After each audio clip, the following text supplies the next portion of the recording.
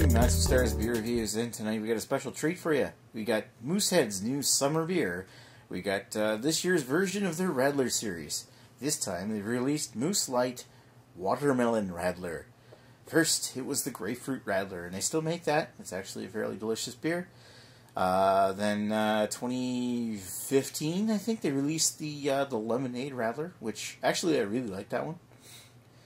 And last year they came out with the Raspberry Radler, which was also good in its own right. I mean, generally, I like Radler beers, and I've been satisfied thus far with Moosehead's Radler lineup, but I'm not sure where they're going with this one with Watermelon Radler. I mean, I guess it remains to be seen if this is going to be very good, but I mean, with watermelon, you could have something nice and crisp and easy drinking and light, or they could have just straight up candy Radler.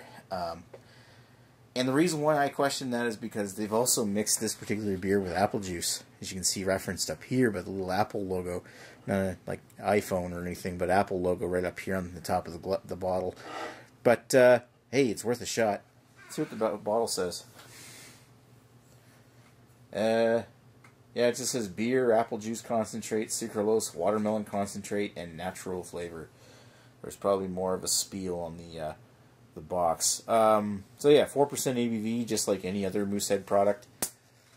And generally I've had reasonable luck with every Moosehead fruit-like beer launch. I really like Moose Lime. That's a Moose Light Lime. That's a good solid beer for chilling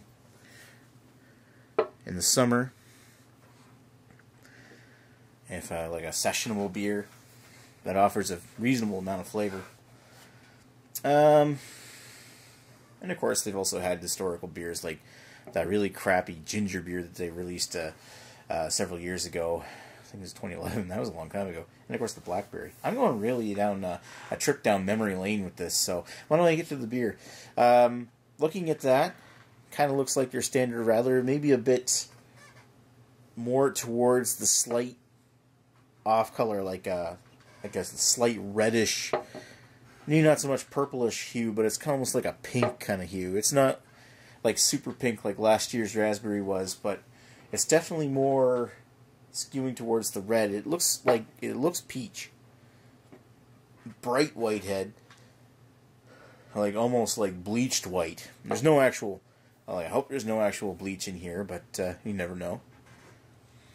I'm kidding. Yeah. Oh, give it a sniff.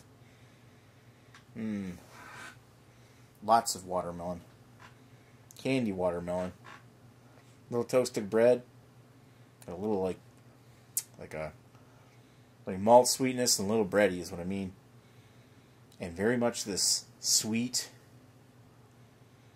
watermelon, like candied watermelon, like watermelon flavored candies, like Jolly Rancher.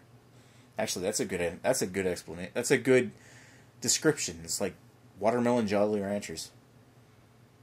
As it starts, or at least as I'm sniffing more of this, it's starting to take on that red delicious like apple kind of smell. That little crispness from the apple. Yeah. I don't know. It smells good. It's almost a little flowery. It definitely smells like an inviting beer, even if it's a little sweet. Let's put it down the hatch. Cheers. Oh.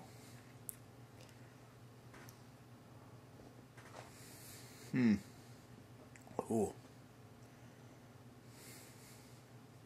Oh. It's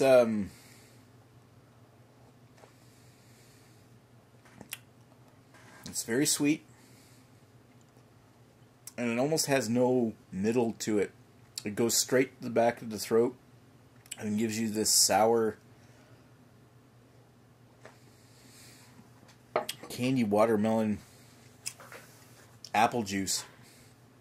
It's so weird. I mean, it's puffy in the middle. There's maybe a little bit of toasted grain in the middle of the mouth. And it's almost like it's rushing to get back to the bottom of your throat.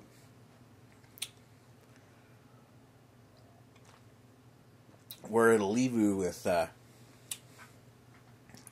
this weird watermelon, candy watermelon and sour, like sour raspberry almost, sour blueberry. That's what I want. You know, like those sour blueberry candies. Sour blueberry taste. As it evaporates in your mouth, it leaves you with this nice toasted bread. I'm actually not getting the typical corn soda note that you would get with Moose Light,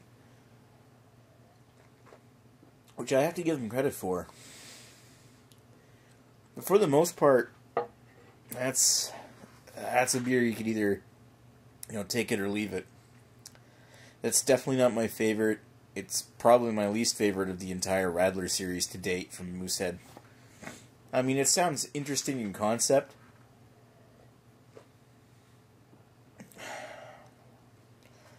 but in actual execution, it's just, oh, I don't really like that.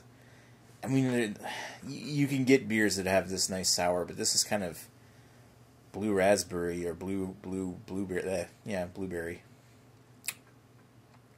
And I don't know.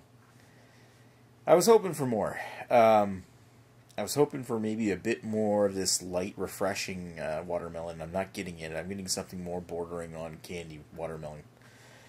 And yeah, all I can say is it's not bad. I'm still gonna pass it. I don't think I'll give this a. I give it a 2.75 out of 5, which, you know, my pass mark is 2.5. So I think it's acceptable, but it wouldn't be the first Radler I would turn to. In fact, if Moosehead had left all of their Radler counterparts on the market, this would be the one I would grab for the least. I mean, I would go for Moose Light Raspberry Radler first, or the Lemonade Radler. And the Lemonade Radler is something I would drink all the time. But that's just, no. But hey, it's interesting, and I gotta give them credit for actually trying. Anyway, yeah, 2.75 out of 5. Thanks for watching Maxwell Starr's beer review of Moose Light's Watermelon Radler. Take it or leave it. Try it if you're interested. Don't expect too much. Get the Radler if you really want something good. Or the regular Radler. Alright, thanks for watching. Chat with you folks later. Cheers.